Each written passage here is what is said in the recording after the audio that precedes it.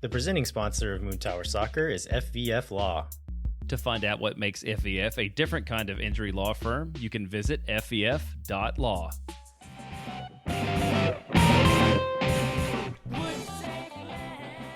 Hello, friends, and welcome to SWOONTOWER Soccer. I'm Mike Craniola. And I'm Jeremiah Bentley. No. Oh, I'm Steph Craniola. Nailed it.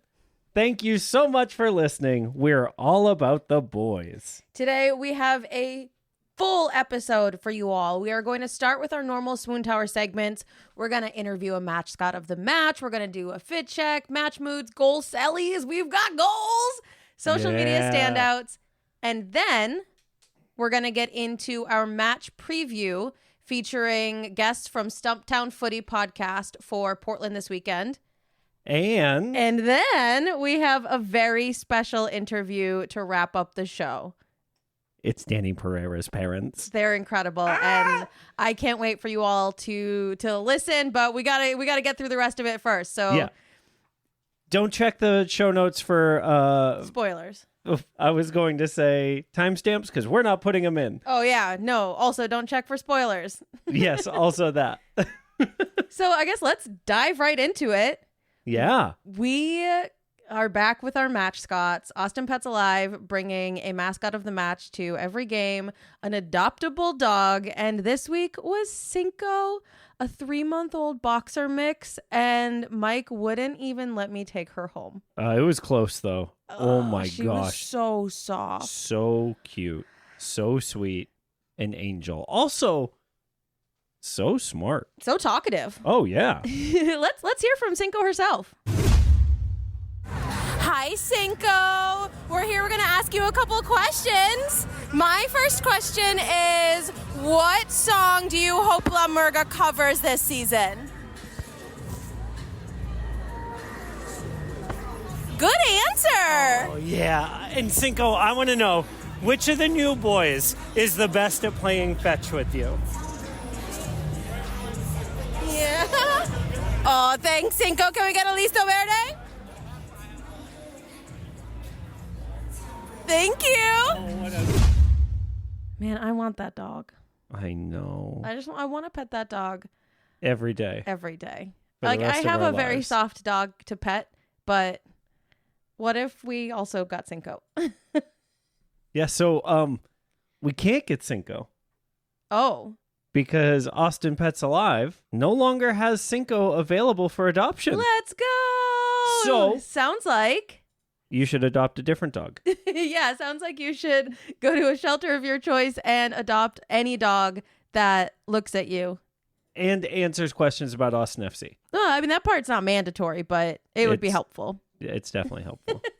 All right, so let's get into the real science of our podcast, our pre-match fits. Yes. Now, I feel like I don't like when it's cold here, but I do feel like it needs to be cold here more often because the fits on Saturday. Honestly, the jackets. Oh my Boys. gosh.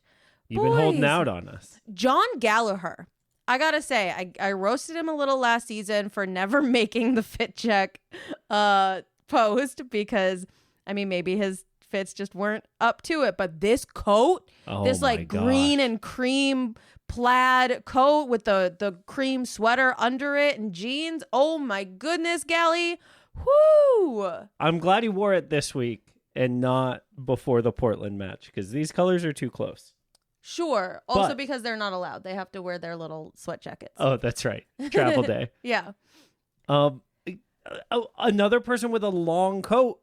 Let's talk about Brad's. Oh my gosh, it looks great. It's so good. This like ivory half zip sweater underneath. It looks so cozy. It looks so fashion. I am obsessed. Here's one thing I can't see in this picture though, is what color his pants are. Now I don't think Brad would wear khakis with this almost khaki sweater. I think he's smart enough for that. So I'm going to assume he's wearing jeans, dark jeans or black pants, and I love it. Yeah, there was a video of Brad walking in at one point, and he was not wearing khaki, so we Ooh. are safe. Okay. Well, proof. Picture proof. Speaking of the video, though, and of the jacket game, Brendan Hines-Ike, where'd you get that coat, my dude? Beautiful. Also, the shirt underneath it. Yeah, but that jacket. Yeah, the jacket's great, and the shirt combo. It's like a little like plaid on plaid, like yeah, plaid but in on... a fun way. Yes. Yeah, in a beautiful way. I love it. Yeah, I think it looks great. Nico Dubersarski, first day of college look, very strong. Can we talk about Alexander Svatok's look? Yes, we can. I just think that this is a man who suffers not fashion. He doesn't have time for fashion. Same as Mirto doesn't have time for more than one shirt. He's only about breaking records of the number of times you can wear the same shirt. You think it's the same shirt? I think it's a white t-shirt. Well, yeah. It's hard to prove it's not. Okay. I think the most we shop together of the week goes to Jean Owen and Owen. Jean? Yeah. Yes. Who either these are both Jean's jackets and Owen doesn't wear a coat, like he doesn't own a coat. Or they bought them at the same time. They had to be shopping together, and they had to get dressed together too, because or texting, right? The whole time. Yeah, like, that's true. Yo, are you gonna wear your cargos? Because I'm gonna wear my cargos. Your cargos, your white sneakers, your hoodie, and your decal jacket? Oh yeah, Same. yeah, tight. Me too. Same. Tight, okay. bro. Oh, in the black bag, right? They look great. Everyone looks great. Mike said earlier that Diego Rubio would be the best dressed on his team in any other team in the league. Unlike so many, right? Like so many teams, that look gets number one of the week. Yeah. Well, unfortunately for everyone, number one of the week didn't even appear in the official Austin FC roundup. And that is a criminal offense. Yeah. Honestly shocking and crazy. Yeah. Media team, do better. Julio Cascante. Oh my goodness. Oh my goodness is right. So thankfully they must send the walk-in pictures to the wives or to the players like immediately when they take them, because his wife Jessica posted his pre-match fit before the game, and so we got to see it. And by we, I mean me and anyone who was in a radius of my phone. It is a California high brim cap, these incredible rectangle glasses, clear frames, another beautiful long coat. We got a black turtleneck, black cargos, black sneakers. Ugh! And the sneakers are like a high top boot action things. They look like they've got like straps or something on them. This is a good gray look. coat. Oh my gosh. Matching black and gray bag. The earrings. It's just literal perfection of an outfit. Yeah. Yeah. He's ready. Yeah. He looks like he's about to like hitman someone. Yeah, but like in a good way. I mean, yeah. Fit checks were fire. I can't wait to see the game that they bring next time. I'm so ready for this season. Yes. Let's dig into match moods though. Yes. We had a lot of like energy in the stadium with the tifo. Oh my goodness, the tifo was so good. Yes, it was so cool. I love that they got local like graffiti artists to graffiti the fake bridge after it was painted. Like, oh, so sick. And like having players represented on the tifo that was also like representing our commitment to the club as fans. Like, so cool. Yeah, and the card stunt around it for the Violet Crown. Ugh, beautiful. Also, the fact that the cards were reusable. Yeah, like plastic, and then also reusable during any beer showers that happen. We would look over, and so many people had their cards up over their heads when the water was throwing. So good. Yeah. And then the match started, which also had so many highlights to it. Like Owen Wolf. Everything Owen did. Just that. That's my match mood. Yep. It just says, my note says Owen! ! Holy cow! What That's a all game. we need to say. One of my favorite moments in the match was the captain band handoff between Ilie and Julio. There was like this beautiful long hug between them. It was like a slow hug, you know? Yeah. And I'm sure it's because there was like some like armband manipulation happening, but it was really beautiful regardless. I don't know. I think Ilya is just the kind of guy who takes a while with a hug. Yeah. You know, he seems like the type that, like, if I'm going to give a hug, I want to mean it. And it's like a like, you got this hug. Like, you're killing it. Ugh. Ilya is captain. Honestly, I know Moontower already talked about it this week, but really visible support. Yeah. There's so much stuff, and we're going to get into it in the social media standouts as well. But, like, just what a guy. Yeah. Something that happened at the end of the match that not our players, but definitely something that stood out to us was the referee handed out their yellow and red cards to a couple of kids on the way down into the tunnel where like the visiting team and the referees leave from. And I just thought it was really cute. We hardly ever see the refs like really interact with the kids down there as much. And so I really liked that. Yeah, I thought it was super pure. Yep. And then the other last little thing was during the man of the match celebration, I caught Brad doing the sign language for Listos Verde. And I just thought that was like, we know Brad's incredible and everything that he does is meaningful and powerful. But like, that was just such a nice, beautiful moment of inclusion. Yeah. Yeah, I thought that was really sweet. I loved how many of the players got to the south end to applaud the fans who had been out there in the cold and the rain and still carrying on for 90 minutes out there. I thought that was really awesome to see. Like, it felt like everyone got there early and then like Nico was there early, and I thought that was really cool to see too. Hard agree. All right, we got some goal sellies. Well, we got a goal celly. Well, we got a goal celly. Yeah, but there were a lot of players celebrating. That's true. So and they were very close to us celebrating. So we got front row seats to that celebration. Yeah. You know how I love a knee slide, especially when it's in our corner. But I gotta say. Yeah, are you gonna walk us through what happened here? Yeah. Osman Bukhari tried a knee slide. He tried his best, but he wasn't sliding. It was like a knees and then a somersault out of it because he just didn't slide. And I don't know if he fell into it or what happened, but it was so precious and so pure. And Julio's joy coming running up behind him.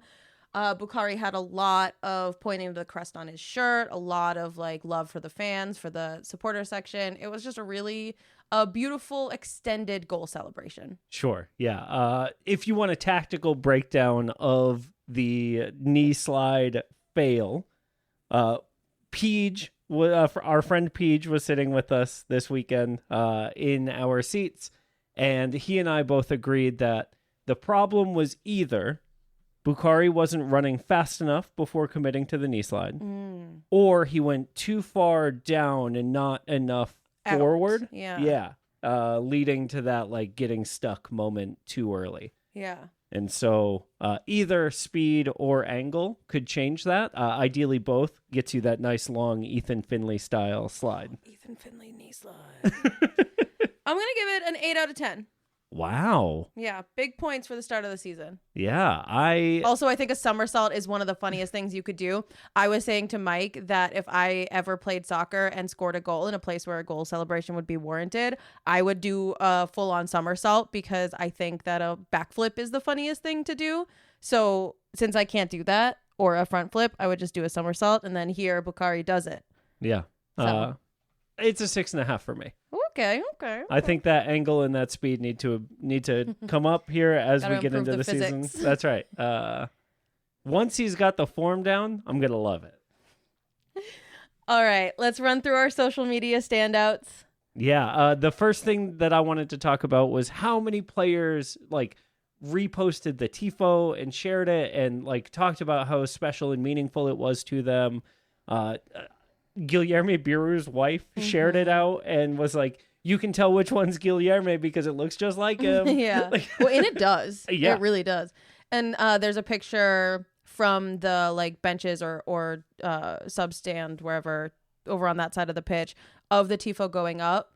And the team is posed for their photo, but Julio is looking up at the tifo. Yeah, and, like, he's so distracted. Oh, it's so pure. Oh, it was so good. Yeah, this next one. Yeah, pre-match standout. We got a pre-match haircut couple videos. First one that I saw was Brendan Vasquez filming Dani getting his haircut, wearing his boots. Yep. And in asking, trouble. is this a fine? Is this a fine? And I thought that was so fun and so funny. What a snitch. Right? And then the quality over quantity cuts video that they posted showed a bunch of the haircuts. And I really, really loved that we got Nico in there too. Nico made sure that he got his haircut. He was looking good. I want to know whose spot he took. Ooh. Maybe CJ's. CJ's hair doesn't look amazing from practice today, but... Yeah, we know it wasn't Jean's. Right. That was brand new platinum. Yep. For the match. Really, really fun just to see him like bonding in that way. Yeah. My next highlight, if y'all follow me on Blue Sky, you know I've already been skeeting about this. But the photo from Austin FC's Instagram of Ilie pulling up a like stool that he found on the sideline to sit and hang out with a couple of littles after the match. I mean, it was 40 degrees. It was raining. It was cold. And here's a guy who still took the time to like connect with some of our youngest, most impressionable fans. And it just is such a beautiful, sweet moment. In the pre-match press conference, Ilie talked about how important it is for the players to form a real bond with the fans this year and like really make that connection to the city more palpable. And here he is like doing it. Match one, day one, right? Like so cool to see. We're so lucky to have what him. A captain. What a captain. We also will forgive the media team a little bit for leaving Julio out of the pre-match fit roundup because of the caption on this next photo that we're going to talk about, which is Bukhari and Julio running to the corner right after the goal. And the caption just says, "Mom made pizza rolls." It's so good. So funny. And like Julio's childlike joy and like Osman too, like both of them just look so excited for pizza rolls. We have pizza rolls in the freezer. No, I know. I'm making that face immediately after this recording. Oh gosh. Okay, let's go fast so we can make some pizza rolls. This last one just kind of encapsulates all of that joy. All of the team commenting on each other's posts again. Yes. We really haven't had that in a while. Yeah, because we haven't had a lot of wins to like have the team celebrate each other and themselves, right? So Brad posted a post about, +3 or whatever, and CJ Beaudry's comment on that was Subaru's top talent, referencing Brad's new car. Shout out to the pup named Rally on Insta, who is apparently the Subaru dealership's mascot. I would buy a car from that. Do you think that they would give us a car if we interview Rally? I think they'd let us test drive a car and then give us a competitive rate with a low down payment. Do you want a Subaru? I mean, I would like a free car. Sorry, a Subaru. Oh, that's good. That's good. Okay. That's where we'll call it for this. Stick around. We're going to take a little ad break and we will be back with our Portland spotlight opponent spotlight. And then we will have our interview with Kati and Hector, and we will end, you gotta wait, we will end with the man of my jersey. Ooh, nice. Leave them wanting more.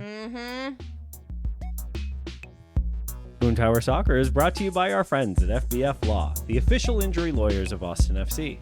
FBF is a different kind of personal injury law firm dedicated to community, transparency, and client education. And they have their own podcast called Summary Judgment. Check it out wherever you get your podcasts. You can go to fbf.law to find out what makes FBF a different kind of injury law firm and why understanding your legal options can dramatically change the outcome of a case. Once again, that's fbf.law. Our premier sponsor is McGuire Woods Consulting, helping clients in the public affairs space from lobbying at the local, statewide, and federal levels to digital communications campaigns across the country. McGuire Woods Consulting has offices in 10 MLS cities, but only advertises on this podcast because we're still going 34-0-0, baby! They can't stop us. contact our friends at McGuire Woods Consulting at mwcllc.com for more information. All right, this Saturday night, we are headed back to the West Coast, facing the Portland Timbers, who are ready to get back on the horse after an 11th minute red card saw them play with 10 en route to a 4-1 defeat in their home opener. Sorry, Sam, to bring it up. All right, but... wow. Right I mean, how can you bat. not? I mean, it was easily the most exciting thing that happened in MLS last weekend, and it was the 1 p.m. game on a Sunday, so everybody was able to watch it. It was great. Yeah, no, definitely ready to hopefully move on from that. Yeah, so in order for us to get some insight from our first away match of the young MLS season here, we're joined by Sam from Stumptown Footy. You can follow all the Stumptown Footy work by searching Stumptown Footy on Blue Sky, Instagram, Substack. I think is that everywhere y'all are? Yeah, that's the main ones. That's what we're trying to do. We're trying to kind of migrate away from the other social media sites. So yeah, trying to keep a presence in all those places. We're on Substack, so you can check out our stuff there, and we post on social media as well. I do want to call out that they cover the Portland Timbers, but they also cover the Thorns. Yeah. So I know that a lot of our listeners are NWSL fans, so I just want to point you in that direction for some Stumptown Footy. Yes, we're really proud of that too. Like we're proud of the fact that in the Portland area, we're the only, as of now, the only full-time outlet that like covers the Thorns full-time. They deserve more than that. Yeah. But we're proud of the fact that we have like a full team there. Don't want to go too deep into it, but there's already a lot happening with the Thorns, which you can read. Yeah, oh boy. There's still time.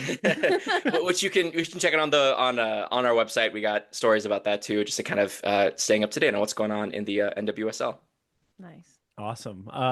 And again, for folks who are listening to these kind of for the first time, our goal here is to kind of highlight the difference between national MLS coverage, who tend to cover in generalities, and get more specific with our local experts. We know when we're listening to a show, people will say things about Austin, and we're like, well, that's simply not true.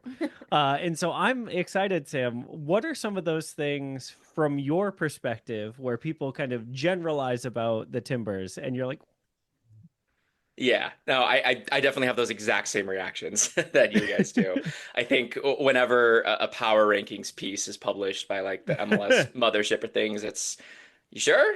That was the whole topic of conversation today. I was like, I cannot wait for tonight to like actually.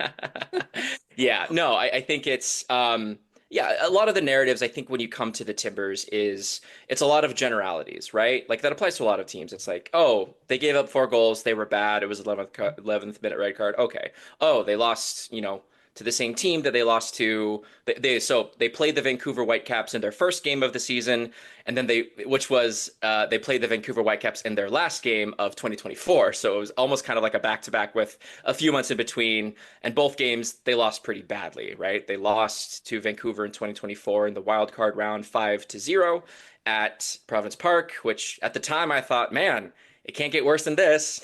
Fast forward to the start of the 2025 season, and they lost 4-1, like you said, with an 11th minute red card shown to Kamal Miller. Folks look at those scorelines, they look at it, and they're like, "Oh, Portland's not going to be good. They're going to be bad," and that doesn't like look at the fact where this is a team that has actually undergone a lot of change between 2024 and 2025. A lot of the players are the same. Most of the back line, which is very often put under the microscope, is there, but all of the pieces around, like the defense that are supposed to help make everything kind of feel better and work better. There's a lot of new talent in there, and there's a lot of exciting talent as well. So I think that gets overlooked a lot. I think Portland is a team that folks don't really have a ton of predictions about because they're somewhat unpredictable, which fair. If last season they scored something like, I think the 3rd most goals in Major League Soccer, behind just like, I think the 4th most or something like that behind the Los Angeles teams in Miami. And then they also conceded, I think, the 3rd most goals. So they were wildly entertaining last year and kind of tricky to analyze. But at the same time, I don't feel like a lot of energy is put into really looking at, okay, why is Portland giving up all of these goals? Why are they having to score a bunch for games? And I feel like a lot of that was kind of lost. Yeah, and so I would love to hear about that, right? I know nothing about a Phil Neville system, if it exists, right? And so I would love to, from someone who's seen a full season of Neville's coaching strategies and a full preseason here, what are we looking at generally from a Phil Neville led team? Yeah, it's interesting because I think we're all still kind of trying to figure out what is a Phil Neville system. And that's not as a slight necessarily. Right. Like I think you have coaches that have they're very committed to their styles of play. Like, I think of the previous coach at Austin, what was very committed to that style of play, to the point, maybe like to the point where we stopped working. And I know there's a lot of feelings about that, but I think his team is very much, he plays towards the players that he has. He doesn't really have a set system. Portland all through 2024 played in, a pretty basic 4-2-3-1 formation. And in their first game of the season, they busted out a new formation in that. So I think that was to the personnel that he had. So I think that's the best way you can describe it, is he plays to the strengths of his team, or at least attempts to. Last season, when Portland had Evander on their team, the team was kind of built around him. It was built around, how can we get dangerous attackers in positions to receive balls from Evander? How can we kind of, focus on maximizing our strengths there? Which is probably why they scored a bunch of goals, is because there was a lot of emphasis put on the attack. So going into this season, there's been a lot of talk from Neville and from the coaching staff of we really need to reinforce the defense, which it was unfortunate that they only had 11 minutes of full strength soccer because we never really got a chance to assess that in the first game and whether this new formation could work or what they were sacrificing for it, because they were playing down a man for about 80 minutes or so. Yeah. So I think the system itself is, eventually at a certain point, I think Neville will have to settle on, these are our 11 best guys to start. Here's our system. Here's how we're going to play. But every game, it's kind of hard to predict. You have to kind of see who is going to kind of step up to be like those focal points and those best players. So you mentioned that the back line is the place that needed the most work, and also the place where the players are still the most consistent from the offseason. Can you talk a little bit about maybe what you're looking forward to this season and maybe some of the other roster moves that were made in the offseason that are more exciting? Sure. Yeah. I think to touch on the back line, I think everyone was surprised to see, all of the players that were there last year are here this year. Yeah. All right, cool. So to me, that speaks that they are betting that consistency and chemistry, that is kind of what's going to make the back line better, not necessarily bringing in new players.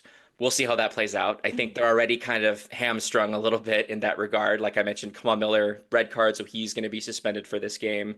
Their probably most consistent defender, Dario Zuparic, he's dealing with an injury, so he's going to be out for another, I think, about month or so, 3 or 4 weeks. It's a bummer because I love watching him play. He's also wildly entertaining in press conferences because he hates them. every time he shows up, he's like, all right, let's just ask the questions, and then I'm just here so I don't get fined. Basically, yeah. It's in good fun and good faith. At the end of it, he's always like, "Okay, thank you. I hope I never see you again." And then he's Honestly, on the field, I feel like he has that same energy. He's Yes. so like he would fit in with a lot of our defenders right now. Very like strong. Yeah. No, The it's audio fun. podcast, Mike. Yeah, You can't make faces. Folks can just like imagine what that was. Yeah. Yeah. So he's out. So in the back line, the big name I'm kind of looking for is a young player named Finn Sermon. He's a defender. He's a center back. He's a New Zealand international. He plays for the New Zealand national team. He's young. I think he's in his early 20s. I don't know exactly. So he hasn't played a ton of minutes. So this will be a big spot for him. The big exciting players are further up the field in the midfield and forward. The Timbers, they signed a new designated player, David da Costa, Portuguese central midfielder who is primarily an attacking midfielder. He only played the second half of last week's game, but even in just the limited time he had in extremely tough circumstances, you could tell his skill. He's a really strong dribbler.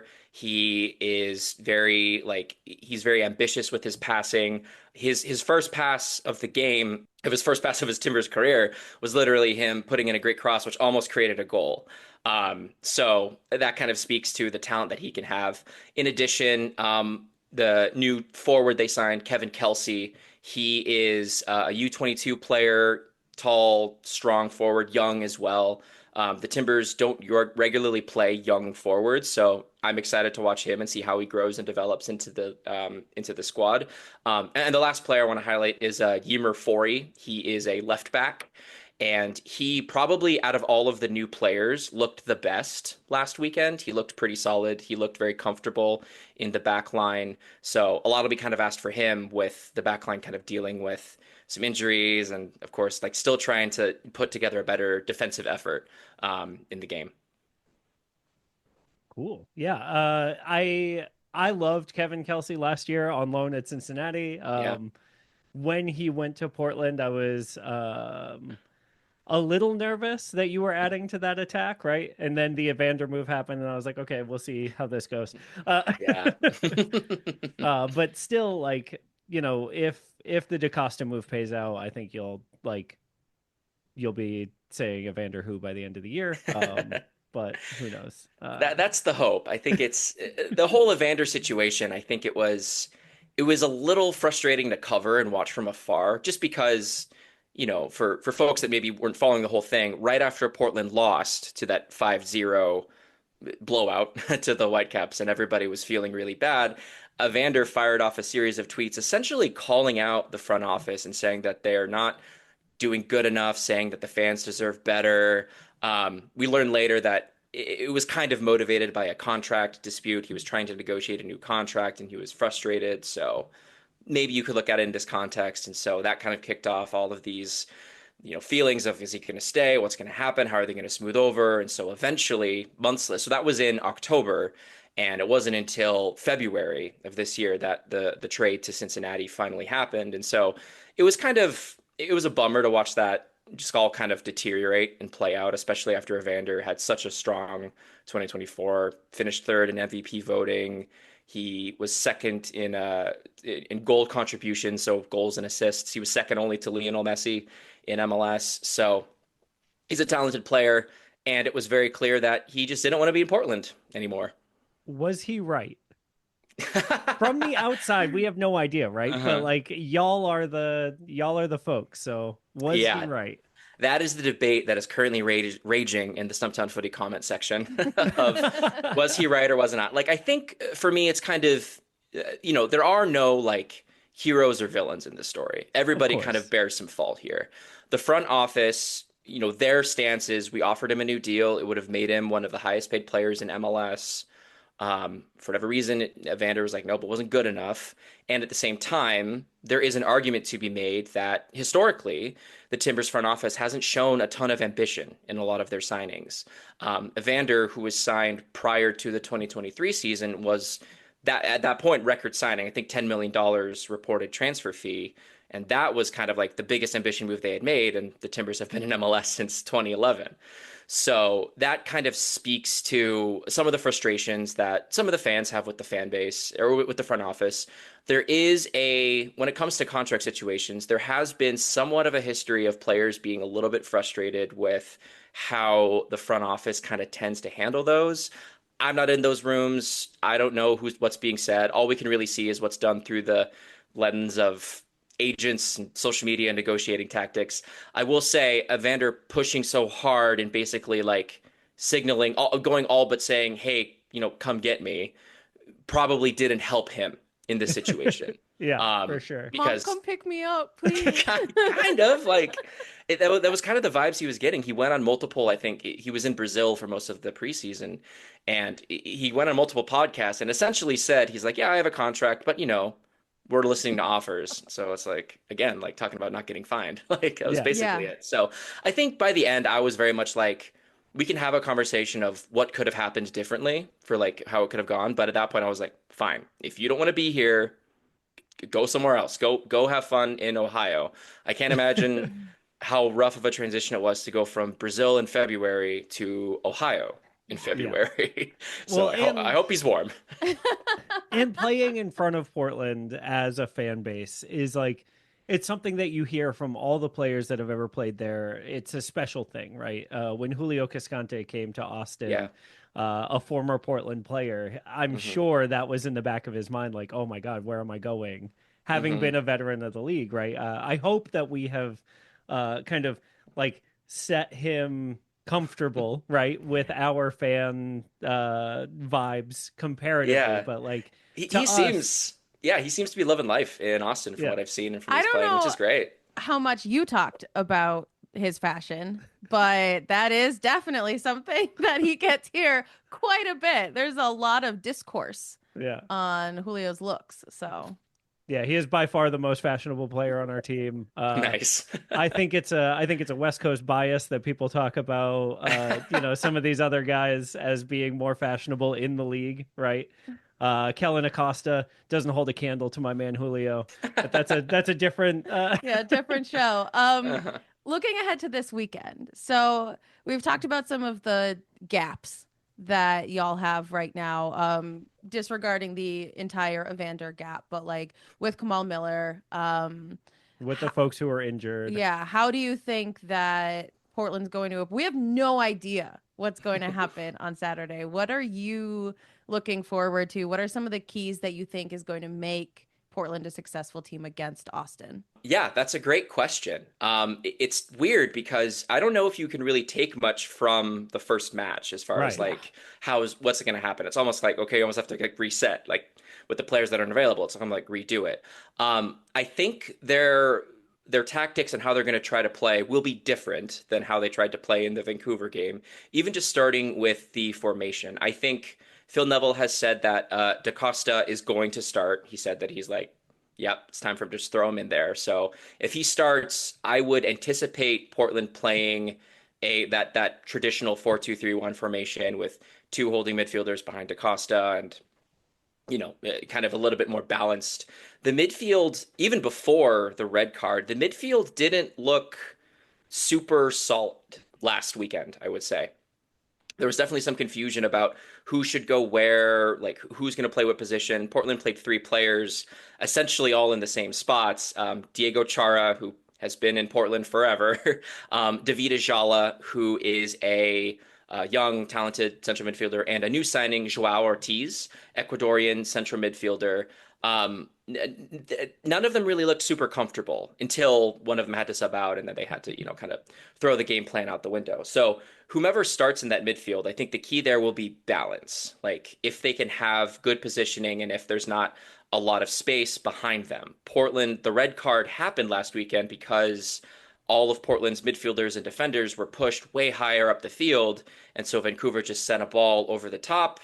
Just, one player in one-on-one. Brian White gets on the back of it. Kamal Miller has to chase, try to catch, and then commits the foul, which leads to the red card. So that can't happen. If we're talking about defensive improvement, you can't get beat with just one simple ball over the top. So, and that comes from positioning and balance. So if Portland can do that, then they're already, hopefully, in a better spot than they were last weekend. It's really hard to predict how this team is going to attack because we barely saw it so far. We barely saw it with full strength. So it'll all come down to DaCosta, how well he can kind of find players, like where he likes to position himself. Evander likes to play a lot higher, almost like right alongside the forwards. DaCosta might play a little bit further into the midfield, so a little bit farther back. We'll see how that all plays out. I'm excited to see it. It'll be the first real chance to, it almost feels like, okay, this is the first real chance to see the Timbers actually play. And I hope I just haven't jinxed myself. Well, and it's got to be Diego in the middle of the park for y'all, right? Like that man, is he ever going to slow down? What is his like meal prep situation? Please send us all those. We interviewed him on, so we have a podcast of our own, and we interviewed him, and he said that his favorite food is cookies. And we're like, what cookies are you eating? Can we have some? Right. So I'm sure he's got a really good, he's such a really just like disciplined player. Like he just takes care of himself so well. The way that he plays is, extremely hard, extremely fast. And yet he somehow is just smart enough to just go right to that edge, but not too much. He's going to be turning 39 this season. He has said that he wants to play until he's 40. I don't want to bet against him. My guy's gonna play until he's like 49. He's like, I have a new goal if I fail this year. yeah. I've been calling this my Chiellini girl spring, because if Chiellini could do an MLS final at 38, I should be able to like Play be 90 fit minutes at 38. But this is so good, because if I like am not in shape by August, I have a new moving the goalpost. Yeah. Diego Chara. Thanks, Diego. Diego Chara fall. Yeah.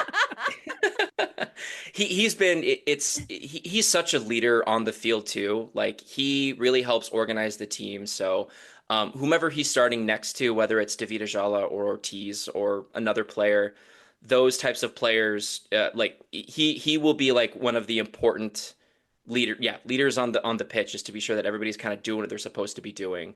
And he can still like put in a tackle with the best of them, which it's incredible to watch every week. So what is the current local narrative? I know you've mentioned a couple of times there's some debate in the fan base around spending. We know that Portland is traditionally one of the stronger, louder, more influential fan bases in the league. It's something that I think us in Austin, we aspire to, right? We love the supporters culture in Vancouver, or sorry, we love the supporters culture in Portland. Vancouver, Yeah. right? Hey, Vancouver's good. I will say I have yet to have a bad interaction with the Vancouver Whitecaps fan. Like, they're usually pretty friendly, and like their supporter section is really good too.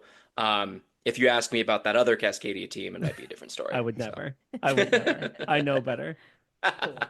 We won't even mention them. To your question, I think the big narrative in Phil Neville year 2 is, can you finally get this team back to the playoffs?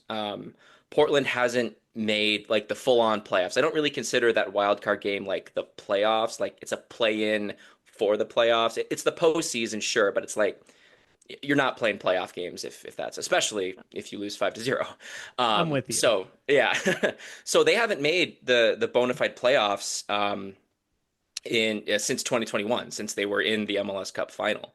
So Wow. that's what, like 3-4 straight years of not making the playoffs, and fans are getting pretty frustrated. I think the narrative is that this squad has roughly been the same for the past few years.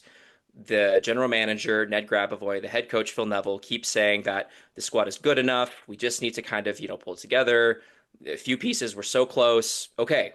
For me, this is the year to kind of show us, like, right? Okay, prove it or make some changes, because it's floundering around in like the lower to middle third of the Western Conference just frankly isn't good enough for this team, for the amount of investment, for, like you said, the fan base, for the culture. I think they want more consistency.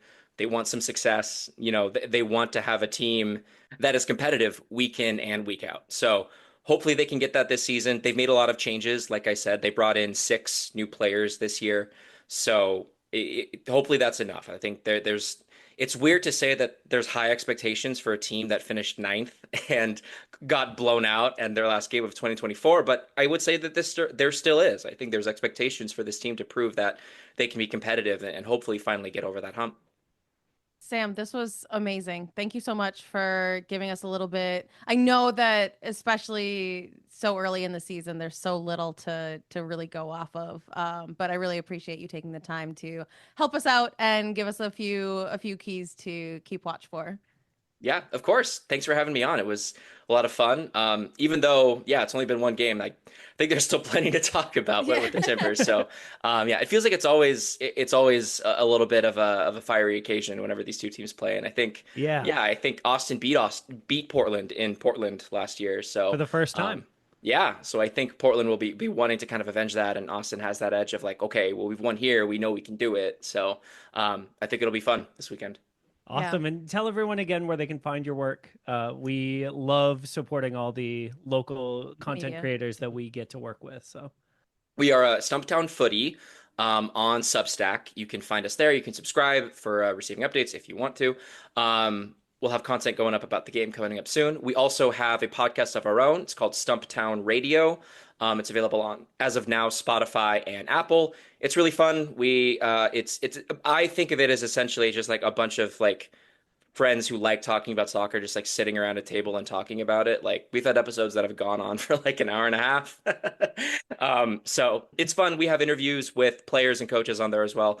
And we talk about the Thorns as well. Our most recent episode talks about the Thorns and kind of talks about their new jerseys, which I think will be launching by the time folks are probably listening to this. So you can check that out as well. Amazing. Awesome. Thank you so much. Thank you so much to Sam from Stumptown Footy for coming on to talk with us about the game this weekend. We're really excited to see what happens. And now I'm also so excited. I'm just so excited. I haven't stopped smiling about this interview all week. Let's hear from Dani Pereira's parents. It is a rare match that you don't see Kati and Hector's smiling faces walking through the concourse at Q2 or sitting near the Sea of Verde and other Texas stadiums, always ready for a hug or a high five or a word of support. They have 2 sons, and as a whole, the family seems to really enjoy being Austin FC supporters. And they're Dani Pereira's parents. Welcome, Kati and Hector. Thank you so much for coming on Swoon Tower today. Hello. How are you guys? We're doing good. Yeah, we're so good. Thank you again so much for joining us. We really appreciate you taking the time out of your lives. Kati, I know you are a Spanish teacher, right? Yes. I'm not teaching right now because I'm working. I decide to move forward with another project, but yes, I'm a Spanish teacher. That's what I have been doing for 7 years. Yes. You are a student too for your license. Oh yeah, well, but like I'm taking some classes right now at college for complete some requirements for my license. Exactly. Nice. And you mentioned another project. What is this project? Oh, well, this is kind of like an exclusive. We are launching a nonprofit that is going to be, well, it's Dani's nonprofit. We're going to be running the nonprofit as a family, and it's pretty much based on our experience, all the things we have to go through to have Dani playing soccer in high school, in the academy, all the needs that we face being immigrants, not having all the resources, and now that we are on a little bit more privileged position, we want to give back to the community. So basically, it's going to be given here in Austin and in Roanoke, Virginia, to the community. Not only soccer community, we're open to any kind of sports, and what we want to do is to, number one, give scholarships to young athletes to go to academies, because that's insanely expensive. And we want to help with that. And then if you have if it happens that you have money to pay for the academy, or you get a scholarship, because most of the academies, they have scholarships, and that was Dani's case. But then, yes, we were like super thankful for the scholarship, but then we have to pay for the tournament fees, travel fees, uniforms, transportation, room and board, because if you travel, you stay the whole week, and you have to pay for hotel. So it's a lot of money just for a kid to play in young ages, right? So we want to help with that, and we also want to try to educate the whole family, the Latino family, that higher education or some kind of education after high school, it's possible with the right resources, with the right knowledge. So we want to connect people, and we also want to like help our young community to find the career they would like to do by giving them tutoring, career coaching, and those type of services. That's so So, exciting. That's so cool. Does the nonprofit yes, have a name or a yes, website or anything that we can direct people to? it does. The name is A Dos Toques Foundation. The Dos Toques, it's referred to the two touches for a play to be successful. And yeah, we are on Instagram, we are on Facebook, we are on LinkedIn, we have a website. So yeah, you can just go and check it out. That's so exciting. We will have those links in our show notes for the folks listening. Definitely check it out. Definitely get involved. This is so cool. One of my favorite things about Dani being on our team has been his work with the youth in Austin. I know he was named the 4ATX Player of the Year one year. It's so rare and so neat to see a young player take those roles and take that kind of responsibility so seriously. And so we wanted to ask y'all questions about your involvement in raising such a kid who becomes a young man like this, right? And so since we are an Austin FC podcast, can we start with your soccer fan origin stories? When did y'all fall in love with the game? Well, you Just started. me, Yes. you know, we have another son, right? Mm-hmm. Alexei, and he is older than Dani by 7 years. So he was the first one who played soccer in the family. So basically, he was the origin because he wanted to play so bad. So he started to play when he was probably like 7, 8 years old. And maybe 6, I don't know. yeah, 6, 7 years old. I don't remember if Dani was here in this world already or if it was about to be. But yeah, in any case, Dani was so little. So Alexei was the one that introduced us to the soccer. Was. Yes. Because I don't play soccer. Were you a baseball guy? Baseball, I did just to practice because Fair enough. Yeah, I play volleyball, but soccer never. Okay. Yeah, I know in Venezuela, right? Those are the two big sports, is soccer and baseball. And so usually if you're And not baseball. one, you're the other, right? Well, Hector has a secret third option for us in Yeah, volleyball. exactly. So Volleyball. that's awesome. That's really cool. I think it's always fun when siblings get to share a sport like that. And we've heard a lot of stories actually about Alexei and how much he's supported Dani through his career here in Austin. And so while we're on the subject of him, can you tell us a little bit more about their relationship as brothers, as kids, and growing up into kind of what we've seen and heard about as adults? Oh, they're great. They're great brothers. And they have been like that forever. Except for when Dani was super, super, super little, that and Alexei will come like, hey, mom, Dani is taking my toys or whatever. But no, Alexei has been an amazing brother. And that's another story. Like I remember right when, let's say, Alexei was 14 years old and then Daniel was 7 years old. So Alexei, it was notable at that point, right? And Alexei will have another type of, friends, activities, things Teenager, to do. Yeah, a teenager. And he will say like, hey, mom, I'm going to take Dani to my friend's house. We're going to hang on. Like, no, you're not taking it. You're not. But why not? You don't trust me.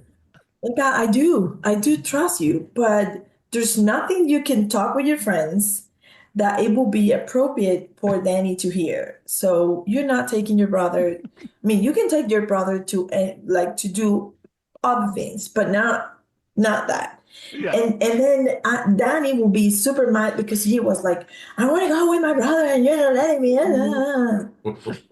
But the same way he will say, okay, we're gonna do those like the Sunday tournament. Dinos en español. Caimanera. Caimanera. No sé. Es como informal tournament. Like you're gonna go with your friends. Yeah, just friends. Yeah. And he will say like, So he will say, I'm gonna take Dani. And then okay, yes, you take Dani. So they will go. And then like whoever was the first time doing that will say like, why you're bringing your brother? Like he's so little. Because Dani was so little, so skinny, so like and like and he will say like, you wait for it. Wait to see.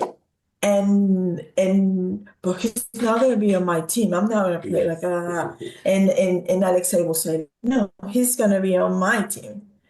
And then after a couple of touches, like, what in the world? And then they will like fight each other to have Dani on their team. Like, no, it's gonna be on my team. It's gonna be like, or after that, like, are you gonna bring your brother? After that, Like games after, like, okay, let's play. Are you gonna bring your brother? the more is coming. Yeah. And those were for Dani, those were the most excited moments because he was, playing with the big ones. Yeah. With no parents because we won't go. So He was the little boy. yeah. Between teenagers. Yeah. Yeah. Always. Yes. That's so sweet, though. I love getting to hear about sibling relationships like that. Like, what a great thing for Alexei to want to bring Dani with him and to see that they've grown up into, having this great relationship as adults too is such, I love that. Mm-hmm. Yeah. So I have heard the story from the Alexei and Dani perspective. When Dani was drafted in Austin, Alexei said, I'm going to move here to take care of you so that you can focus on soccer and I'll focus on cleaning and cooking and taking the laundry and things like that. What was that conversation like for y'all as parents when Alexei was like, no, this is what I want to do? Well, I actually said, I think it's a good idea. And as long as it's not interrupting with your life's plans, like you have to have your own plans. Yeah. Okay. So don't lose that perspective. Like whenever you have your own plan, you have to set aside. But it was also true, like Dani was too young when he came. He was 20 years old, never leave by himself. Like, so yeah, he needed We saw the so TikToks. bad. We agree. We're glad he had some supervision. Yes, he always Alex. He wanna play soccer. He want the brother now is playing in the professional soccer. Oh my God, it's Alex so happy for that. His dream and his dream on his brother. yes. So we've heard a lot about y'all as parents. I want to know, how did you two meet? We Yeah. Oh my goodness. we at college. Why you At college. ¿Cómo nos conocimos? Yes, I know. Okay. At college. We studied study together all the career in college. We studied 5 years together. Yeah, 5 years. 5? Yeah, because we meet in I know you in second year. Okay. So the funny thing is, I'm gonna throw you under the bus. Oh my So goodness. he was always late. always late. Yeah. Okay. Okay. No, So we have you these. and me both, Hector. Nosotros dos. Siempre un poco tarde, pero nunca demasiado. Yeah. In this case, was demasiado. Demasiado. So he was always late. The first class, always. So 10 minutes after, 5 10? minutes. No. Mhm. Yeah. No. No, 1 hour after. Just 10 minutes, 5 minutes. Okay. But the guitar. Yeah. So this professor, it was the administration professor. Yeah. See, Yeah, administración de empresa, like business administration. That was the class. So He closed the door He- after he going in the classroom. I mean, after he entered to the classroom, he will close the door. And after he entered the classroom, nobody can. If you're late, you're late. You miss the class. Exactly. Always. I was outside. He was always outside. One day, he arrived on time. We have to do a project by group, but because he was never in that class, he didn't have a group. We didn't meet each other. Like he was just going there. So when the groups, blah blah blah, the project, blah blah blah. So he stands and said, like, Professor, I don't have a group. And of course, this guy said, like, he ranted, like, because you're always late, blah blah blah blah blah. And so he kind of like humiliate him. And he said, like, any group that would like to adopt him because he doesn't have a group and blah blah. And it was so awkward, like super awkward. And I said, like, we'll do it. So I rescued him. Yeah. I'm here now. I rescued him. Look, Oh man. Yeah, your story really hits home for me, who met Mike in college, who Running was late. always late. Oh, yeah, for real? Yep. Time is a construct, okay? Es un concepto, no es natural. He's never late anymore. Just now he's always on time because I'm Agree. dragging him out the door. Oh, that's really sweet. What a No. great story. And let me add something. Let me add something to this story. At the end of the school year, he failed that class. Wow. We have to take a final exam, right? So when the day of the final exam, when he came to the classroom, The same professor. the same teacher, yes, he was doing, like, like The list. the list, like Kati Kahil, presente, and he didn't mention his name, and he came one more time to be humiliated. I passed the He passed. He passed. He passed the class. Like he had good grades, but he had to take the final exam. So we said, like, hey, you didn't mention my name. And he said, like, no, you failed because you lost this class because you have more than 75% of absences. Brutal. So he had to take that class again next year. Oh no. At least you had all the notes from Kati, though. Mhm. Yes. Yes. Okay. I was a great student, though. Me too. What is it like raising an elite athlete? And how have you balanced your lives while supporting Dani's journey? It is fun. We always support. Yes, it is, like right now is fun. It's been always fun.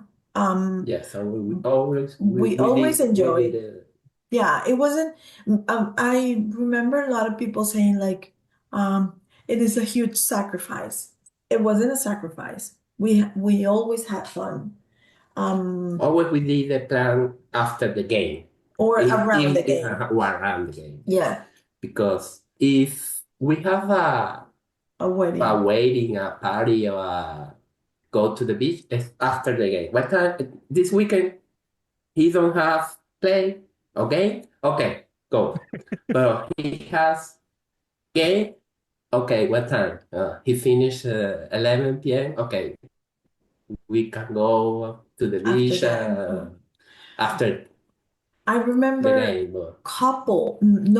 more than one weddings.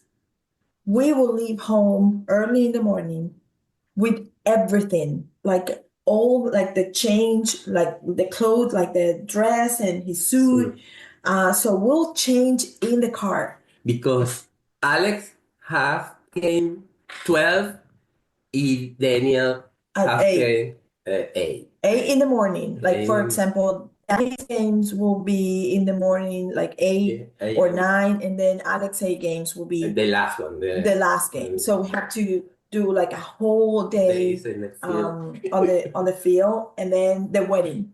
So we don't have time to go home, take a shower, blah blah, blah. Like, so no, it will be like this, and like the dress, the heels, like everything in the car.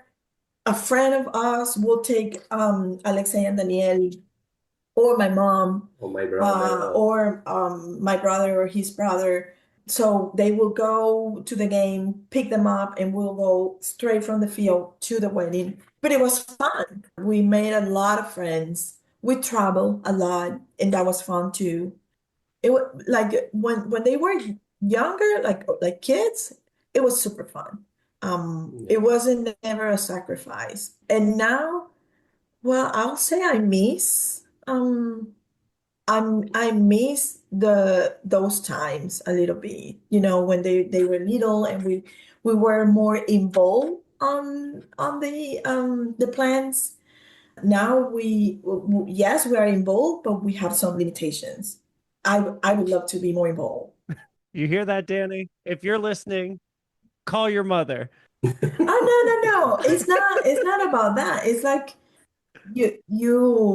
I mean, I used to go to the practice. I used to, Yeah. it would be ridiculous for me to go to the practice now. I don't know. I dare you. I dare you. Show up outside. No. Bring a little, Even better if you have No, a lunchbox. no. yeah, a Like, little lunch bag outside of St. No. David's. bring one for all the kids. Sometimes I remember at the beginning, sometimes I said, Dani, because I'm kind of like cuckoo. So I said, Dani, do you want to send arepas to your friends? Like, Mom, I'm not in college. I'm not in high school. This is professional soccer. It's like, okay. I'm just gonna say, I've got friends who would love arepas. So if you ever have a surplus and not enough friends, we got you. But yeah, I have done it. I've done it for the team, not for the whole team, but for some of them. Yes, the Latin players. The Latinos, well, Owen Owen loves arepas, and Coleman see, too. yeah, they love arepas. Yeah, Owen can eat like 4 arepas at the same time. Coleman too. Yes, Valencia. yes, they will text me like, "Hey, when you're gonna do arepas?" Okay. I love that. Yeah. That's so cute. But it is fun, and that's why we moved here, because we wanted to be more present. We don't know when this when this is gonna end. How much it's gonna last. So we want to enjoy it as much as possible, and we are. That's how we feel about every time we get to see Dani play too. So we're on the same page there. However long it lasts, we are just loving it. So should we jump to our rapid fire questions? Yeah. Yeah, let's do it. So these are, we've got a couple just like quick one player answer questions, but we are going to ask that you don't answer Dani until the very last one. So, like, our first question is, who has the best smile on Austin FC? Oh, Gallagher? Okay. Probably. We got a galley gal in the house here. Say Gallagher. Yes. Okay. Who has the best fashion sense? Ay, Cascante, Julio. Julio Cascante, yo creo. Yeah. Yeah. We don't Yo even, creo. honestly, we don't even need to put this. El que tiene más, el más fashion, el que tiene el sentido más fashion. Well, I think was Driussi. Para mí, Cascante. O sea, para Oh, ti, Driussi. Now, yes. Para él, Driussi, para mí, Cascante. All right. Who would you run through a wall for? Who gets you the most hyped up? The most Súper. Good answer. The most what? Como el que me pone más emocionado o más Stuber cuando atrapa esas pelotas que, bueno, pues. Stuber when he catch those balls that are crazy. Stuber. ¿Y a ti quién te pone más emocionado? Can be Cascante. Cascante. And I like Owen too. Yeah. Yeah. Owen this season especially. Oh, he looks good. Yes. I think on Yeah. Saturday night between Owen and Dani, the number of times we were just like, ah, from our seats was, I mean, the whole game was exciting, but yeah. It was a great game. So this is our biggest question on Swoon Tower, our most important question. You know how the boys all have the toiletry bags, like the little bags, and Los, no one necesaires. Yeah. What, Sí. what would Sí. you bring in yours? So if you have to pack, you're going to play a game. What are you putting in your bag? Oh. My phone. No, porque tiene que ser un producto de tocador, de aseo, de cosas, de baño, pues. No de- sabemos, no deodorant. sabemos qué tienen en las bolsas, entonces pueden ser cualquier cosa. No we sabemos know. ni nada. We know because their pants are so tight, we can see their phones in their pockets. So, no, it's not a phone. No. Well, I do know, but I'm not gonna tell you. No, I'll bring the other end, number one, because you sweat a lot. There's no way that I'm gonna give a hug to any of those guys if they don't take a shower and put the other end back again. So I'll bring the other end, and I'll bring my makeup, and I'll have a ponytail, like this thing. Yeah, I don't know. elastic. My makeup, My wallet. the other end. Gordo, que tiene que ser de aseo, no entiende. No es tu wallet, es cosas para limpiarte, para oler bien, para maquillarte. Tú no te Bueno, vas a yo no maquillar. tengo nada. Yo no llevo nada. No te vas a echar desodorante, te vas a Bueno, echar. pero eso no lo llevo. Claro que lo llevas en el bolsito. Ellos. ¿Qué llevarías tú si tuvieras que ir a jugar? Ok. Si tú fueras el jugador, ¿qué llevarías en el bolsito? Que ellos todo el tiempo tienen un bolsito. Si tú fueras el jugador, ¿qué llevarías en el bolsito? Ya dije lo mío. Mi desodorante, my makeup, mi elastic for my hair. Colon. Your perfume or cologne.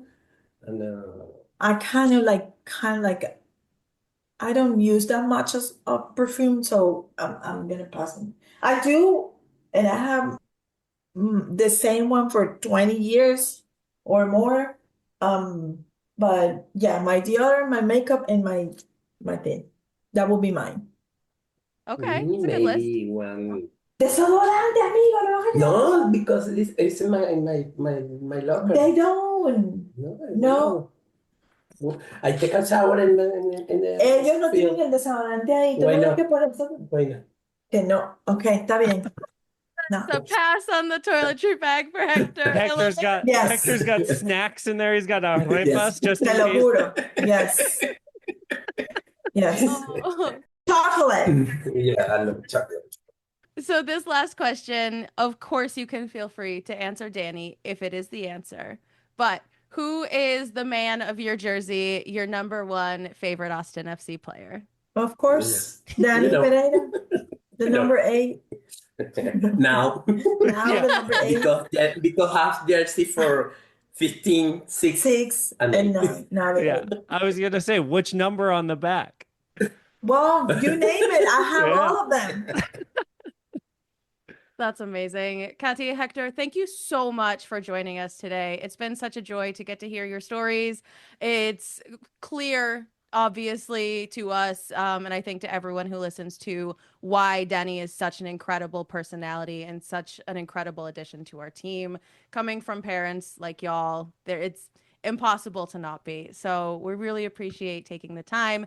Everyone, make sure we're going to link it in the show notes, but make sure you go check out this nonprofit because it's incredible work that y'all are starting. Dos Toques Foundation. All the links will be in the show notes. We are so excited to see the good work that y'all do. Thank you so much for having us. Thank you very much. If we've been planning these for how many times? Like 2 years or Forever. something? Yeah. But I was thinking today, like when Finally. it's the right time, it's the right time. Yeah. Yes. Because we didn't plan this that much. We just saw each other on Saturday. Let's do it. Okay. Yeah. So I believe on God's pace and time. So we're here, we're happy, and I wish you have. I know you guys enjoy these.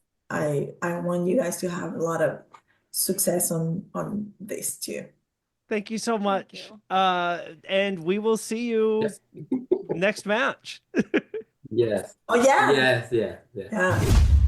Thank you again to Kati and Hector. Oh, what a great interview. What great parents. It's so clear, like, where Dani's personality comes from. All that joy. And I wish, part of me wishes that you were all in this Zoom with us, because the way that they just were through this conversation, just so happy, so joyful, and the way they look at each other, there's so much love, and It rules.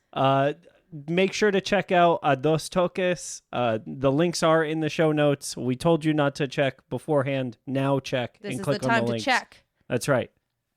We'll be checking our click-through rate. Yeah. Steph is a marketer. She knows how to do that. Yeah. She's going to find out if you did it. Yeah, if you didn't click, you know what I'm going to be doing? I'm going to be looking at their Instagram page, and when this comes out on Friday, I'm going to count their followers, and then I'm going to check who they are. And if you're not there, we're going to know. We're going to know. All right, Steph, who's the man of your jersey? It's Dani Pereira. It has to be this week. He's just so, starting this foundation is so important for our community and sports athletes, athletes everywhere. It is such good work that they're doing. I'm so overwhelmed by it because I think it's a really beautiful mission, and the fact that it's a whole family project, the way that Kati and Hector talk about Dani and Alexei and what they've done is so beautiful, and the fact that they are looking to pass this on to other athletes is incredible. So Dani Pereira is the man of my jersey this week. You want him on your team? Yeah, I want him on my team. Thank you all so much for listening. Again, rate, review, subscribe. Give us 5 stars. We don't want less. No, you can if you want, but don't. Also, check out the Patreon. I know Landon said that he's trying to set a cutoff date before too long where you don't get to double dip, but he hasn't set that cutoff date yet. And so you still get to double dip at patreon.com/moontower. Double dip. Soccer. So do that. We love you. We love you. Bye.